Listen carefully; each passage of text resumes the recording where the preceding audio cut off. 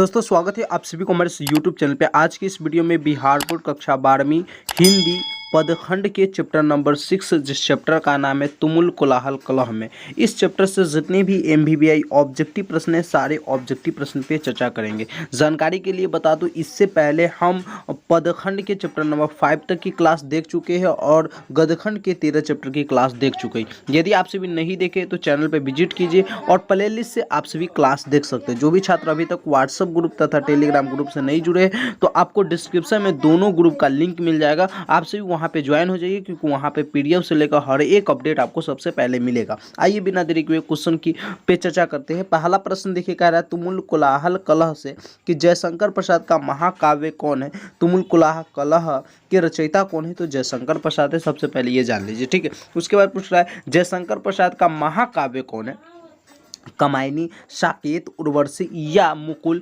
तो आपका correct answer क्या हो जाएगा, कमायनी। क्या बताओगे, कमायनी। जयशंकर प्रसाद का महाकाव्य का नाम कमायनी था। दूसरा नंबर प्रश्न देखिए, कह रहा है कंकाल उपन्यास किस कवि की रचना है। कंकाल उपन्यास किस कवि की रचना है। अभी हम जयशंकर प्रसाद के बारे में पढ़ रहे हैं तो अब इसी का होगा, शमशेर बहादुर सिंह, बिल्कुल नहीं। जयशंकर प्रसाद, यस। गजानन माधव मुक्तिबोध, रघुवीर साहब, बिल्कुल नहीं। करेक्ट आंसर आपका 2 नंबर प्रश्न का क्या हो जाएगा, बी हो जाएगा। जयशंकर प्रसाद का कंकाल उपन्यास रचना है, ठीक है। करेक्ट आंसर आपका क्या हो जाएगा, बी हो जाएगा। अगला प्रश्न देखिए यहाँ पे, तीसरा नंबर प्रश्न कह रहा है चीर विषाद विलीन मन की किस कविता की पंक्ति। यह जो पंक्ति है यह कौन से ऐसे कविता में कहा गया है, बताया गया है, लिखा गया है, कह सकते हो। पुत्र वियोग में, गांव का घर में, या तुमुल कोलाहल कलह में, या हार जीत में। तो आपका करेक्ट आंसर क्या हो जाएगा, जब हम तुमुल कोलाहल कलह चैप्टर को पढ़ते हैं यानी इस कविता को पढ़ते हैं तो इसी में लिखा गया है। 3 नंबर प्रश्न का करेक्ट आंसर आपका क्या हो जाएगा, सी हो जाएगा। इसलिए मैं आप सभी को बोलता हूं कि यदि आप ऑब्जेक्टिव की एमवीवीआई प्रश्न की क्लास देखते हैं, इससे पहले एक बार अगर आप अपने चैप्टर को पढ़ लेते हैं तो बहुत अच्छा आपको समझ में आएगा। या आप सारे क्वेश्चन को सबसे पहले तैयारी कर लीजिए अच्छे से, उसके बाद जाकर एक बार चैप्टर पढ़ लीजिएगा, मज़ा आ जाएगा, ठीक है। यहाँ पर देखिए चौथा नंबर प्रश्न कह रहा है शेर सिंह का शस्त्र समर्पण नामक आख्यानक काव्य किसके द्वारा लिखा गया है। सूर्यकांत त्रिपाठी निराला द्वारा, जयशंकर प्रसाद द्वारा, तुलसीदास द्वारा, या रामधारी सिंह दिनकर द्वारा। शेर सिंह का शस्त्र समर्पण जो है यह नामक आख्यानक काव्य है, यह किसके द्वारा लिखा गया है। चौथा नंबर प्रश्न पूछा है, जयशंकर प्रसाद हो जाएगा। क्या बताओगे, जयशंकर प्रसाद द्वारा शेर सिंह का शस्त्र समर्पण नामक आख्यानक काव्य लिखा गया है, याद रखना। अगला प्रश्न देखिए यहाँ पे 5 नंबर प्रश्न कह रहा है आंसू किसकी रचना है। आंसू जो है ये किसकी रचना है, महादेवी वर्मा की, जयशंकर प्रसाद की, सुमित्रानंद पंत की, सूर्यकांत त्रिपाठी निराला की। 5वां नंबर प्रश्न, 5वें नंबर प्रश्न का भी करेक्ट क्या हो जाएगा, बी हो जाएगा, जयशंकर प्रसाद। मैं सभी वीडियो में लगभग बोलता हूँ कि बाबू रे लेखक का जन्म, मृत्यु, उन्होंने कौन कौन से रचना किया, ये याद करना, किस काल के कवि थे ये याद कर लेना। ये 4-5 अगर टॉपिक आप याद कर लेते हो हिंदी के तो निश्चित ही आप बोर्ड एग्जाम में बहुत बेहतर प्रदर्शन करोगे, ठीक है। 6 नंबर प्रश्न क्या करा है, जयशंकर प्रसाद ने कौन सी कविता लिखी है। पुत्र वियोग, तुमुल कोलाहल कलह में, उषा, हार जीत। तो जयशंकर प्रसाद ने कौन सी कविता लिखी है, तो तुमुल कोलाहल कलह में। करेक्ट आंसर आपका क्या हो जाएगा, बी हो जाएगा। यहाँ पे 7 नंबर प्रश्न कह रहा है जयशंकर प्रसाद का जन्म कब हुआ था। 1980 में, 1985 में, 1989 में, या 1990 ईस्वी में जयशंकर प्रसाद का जन्म हुआ था। आपके 7 नंबर क्वेश्चन टॉप लेवल का क्वेश्चन है। करेक्ट आंसर आपका 1989 ईस्वी में जयशंकर प्रसाद जी का जन्म हुआ था। यहाँ पे 8 नंबर क्वेश्चन कह रहा है जयशंकर प्रसाद के पितामह कौन थे। पितामह कौन थे, शिवरत्न साहू, या शिवजतन साहू, या शिव प्रसन्न साहू, या इनमें से कोई नहीं। जयशंकर प्रसाद के पितामह कौन थे, पिताजी कौन थे, तो आपके करेक्ट हो जाएगा शिवरतन साहू। क्या बताओगे, शिवरतन साहू। एकदम, जो भी छात्र बुक पढ़े हो तो लगातार अच्छे से लगाएंगे, नहीं बुक पढ़े बाबू पूरे क्वेश्चन को देख लीजिए, जाकर एक बार बुक पढ़ लीजिएगा, फिर एक बार वीडियो को देख लीजिएगा। सबसे अच्छा तरीका यही होता है क्वेश्चन को याद करने का। सबसे पहले क्वेश्चन को एक बार पढ़ लीजिए अच्छे से, उसके बाद बुक को पढ़ लीजिए, फिर क्वेश्चन को पढ़ लीजिए, एकदम याद ही हो जाएगा, कभी भी भूलोगे ही नहीं, मेरा बात ये मान लेना, ठीक है। 9 नंबर प्रश्न के कारण जयशंकर प्रसाद कितनी वर्ष की अवस्था में पितृविहीन हो गए। मतलब जयशंकर प्रसाद जब कितने वर्ष के थे उस समय में, उस अवस्था में उनके पिताजी इस दुनिया को छोड़कर चले गए, पिताजी की मृत्यु हो गई। 8 वर्ष के थे तब, 12 वर्ष के थे तब, या 16 वर्ष के थे तब, या 20 वर्ष के थे तब। तो 9 नंबर प्रश्न का आपका करेक्ट आंसर क्या हो जाएगा, बी हो जाएगा, 12 वर्ष के थे तब। ठीक है, इस वीडियो को पूरा शुरू से लेकर लास्ट तक देखना, क्योंकि इस वीडियो में हम 34 गो MVBI ऑब्जेक्टिव प्रश्न पे चर्चा करेंगे। प्रश्न 10 नंबर प्रश्न करा है, जयशंकर प्रसाद हिंदी साहित्य के किस काल के कवि थे, रीतिकाल के, आदिकाल के, आधुनिक काल के, या भक्ति काल के कवि थे। 10 नंबर प्रश्न का आपका करेक्ट आंसर सी हो जाएगा, आधुनिक काल के कवि थे। प्रश्न यहाँ पे 11 नंबर क्वेश्चन कह रहा है, प्रसाद जी मतलब जयशंकर प्रसाद ने किस कृति में आधुनिक मानव सभ्यता की मार्मिक समीक्षा की है, विशाखा में, स्कंदगुप्त में, इंद्रजाल में, या कामायनी में। कह रहा है कि जयशंकर प्रसाद मतलब जयशंकर प्रसाद जी किस कृति में आधुनिक मानव सभ्यता की मार्मिक मतलब आधुनिक जो मानव सभ्यता है इसकी मार्मिक समीक्षा की गई है, विशाख में, स्कंदगुप्त में, इंद्रजाल में, या कामायनी में। तो 11 नंबर प्रश्न का एकदम सही बता रहे हो आप सभी, डी हो जाएगा करेक्ट आंसर, कामायनी में किया गया है। यहाँ पे 12 नंबर प्रश्न देखिए कह रहा है, कामायनी प्रसाद जी की किस प्रकार की कृति है, मतलब कामायनी जो है यह जयशंकर प्रसाद का कैसा कृति है, खंड काव्य कृति, प्रबंध काव्य है, गद्य काव्य है, या इनमें से कोई नहीं। 12 नंबर प्रश्न प्रबंध काव्य, क्या बताओगे, प्रबंध काव्य है, करेक्ट आंसर आपका बी हो जाएगी। 13 नंबर प्रश्न देखिए, 13 नंबर प्रश्न कह रहा है, झरना शीर्षक काव्य संकलन किस कवि की रचना है, सुभद्रा कुमारी चौहान की, विनोद कुमार शुक्ल की, अशोक वाजपेयी की, या जयशंकर प्रसाद की। तो 13 नंबर प्रश्न का आपका करेक्ट आंसर क्या हो जाएगा, ए हो जाएगा, सुभद्रा कुमारी 13 नंबर प्रश्न है, 13 नंबर, हाँ, झरना शीर्षक कविता संकलन जो है ये किस कविता की रचना है। तो 13 का करेक्ट आंसर झरना है, सुभद्रा कुमारी चौहान, हाँ ठीक है यही होगा, देख लेना, हालांकि थोड़ा सा मैं कंफ्यूज कर दिया है। यहाँ पे 14 नंबर प्रश्न देखिए कह रहा है, तितली उपन्यास किसकी रचना है, रघुवीर सहाय की, विनोद कुमार शुक्ल की, जयशंकर प्रसाद की, या अशोक वाजपेयी। ये होना चाहिए इसका आंसर। ठीक है, तो 14 नंबर प्रश्न का करेक्ट आंसर आप क्या बताओगे, तो 14 नंबर प्रश्न का करेक्ट आंसर आप सभी का हो जाएगा, कह रहा है तितली उपन्यास किनकी रचना है, तितली उपन्यास किनकी रचना है, जयशंकर प्रसाद की रचना है। क्या बताओगे, जयशंकर प्रसाद की रचना।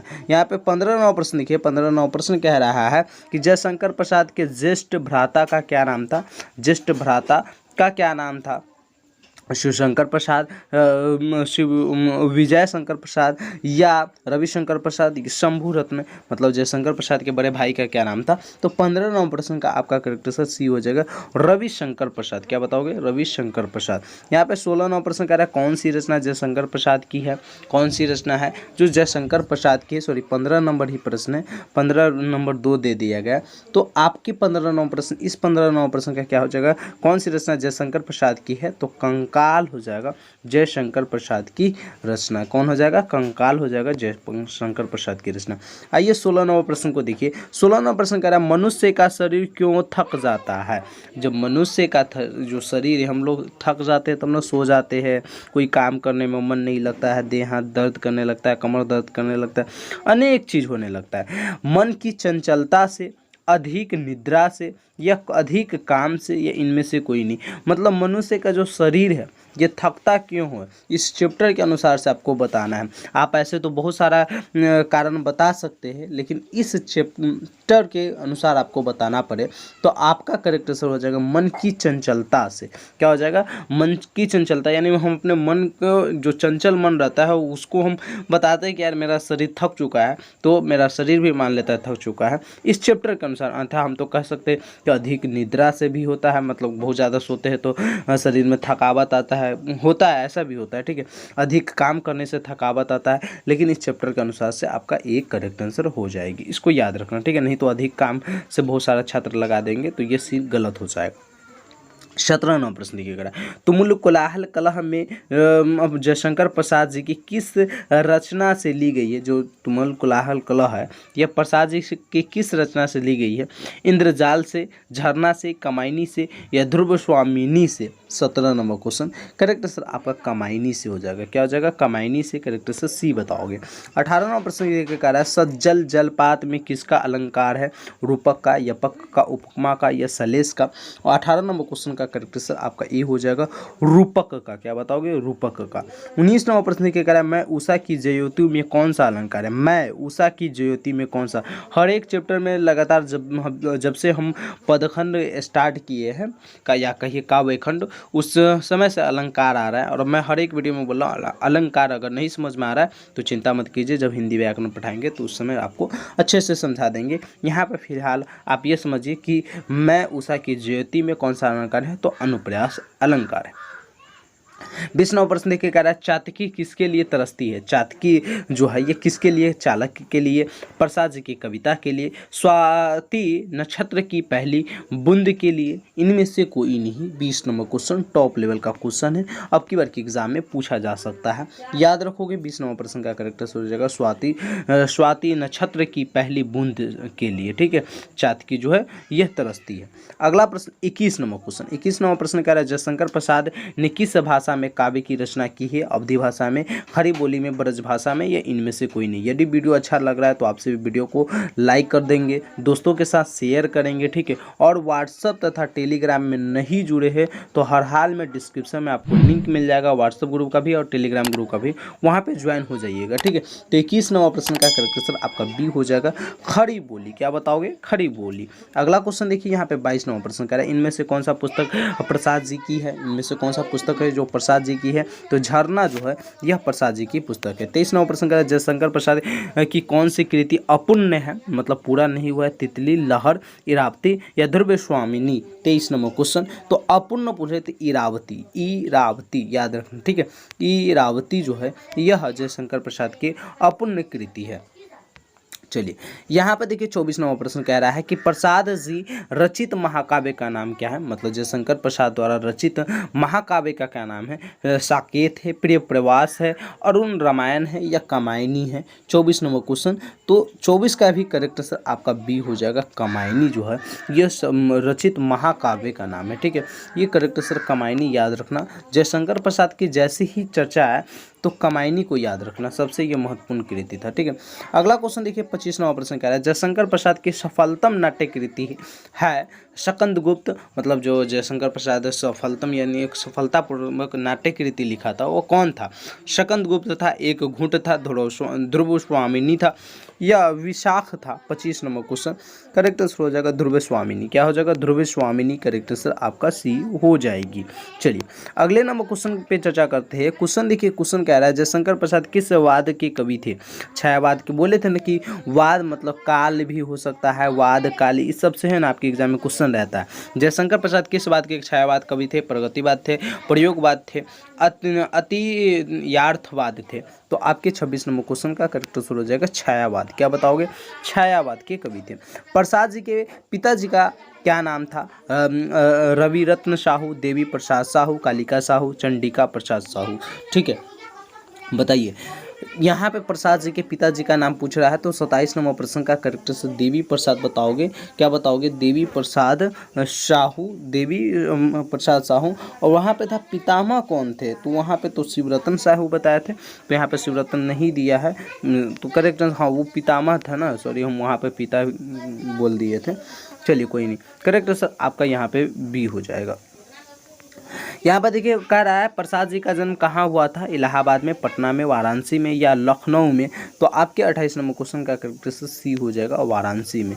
क्या बताओगे? वाराणसी में बताओगे, करेक्ट आंसर हो जाएगा। ठीक है, चलिए अगले प्रश्न पे चर्चा करते हैं आपके लिए 30 नंबर क्वेश्चन। 30 नंबर प्रश्न कह रहा है कंकाल क्या है? महाकाव्य है, कहानी है, उपन्यास है या प्रबंध काव्य है?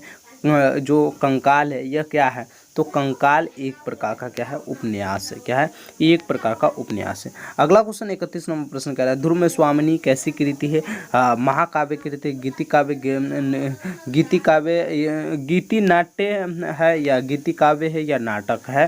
तो 31 नंबर प्रश्न अभी जस्ट हम पढ़ रहे थे नाटक है कि नाट्य कृति जो सफलतम नाट्य कृति कौन था? तो ध्रुव स्वामिनी, यानी करेक्ट से आपका डी हो जाएगी। अगला क्वेश्चन देखिए 32 नंबर प्रश्न कह रहा है देवी प्रसाद साहू जयशंकर प्रसाद प्रसाद के कौन थे? देवी प्रसाद साहू जो थे यह जयशंकर प्रसाद के कौन थे? पितामह थे या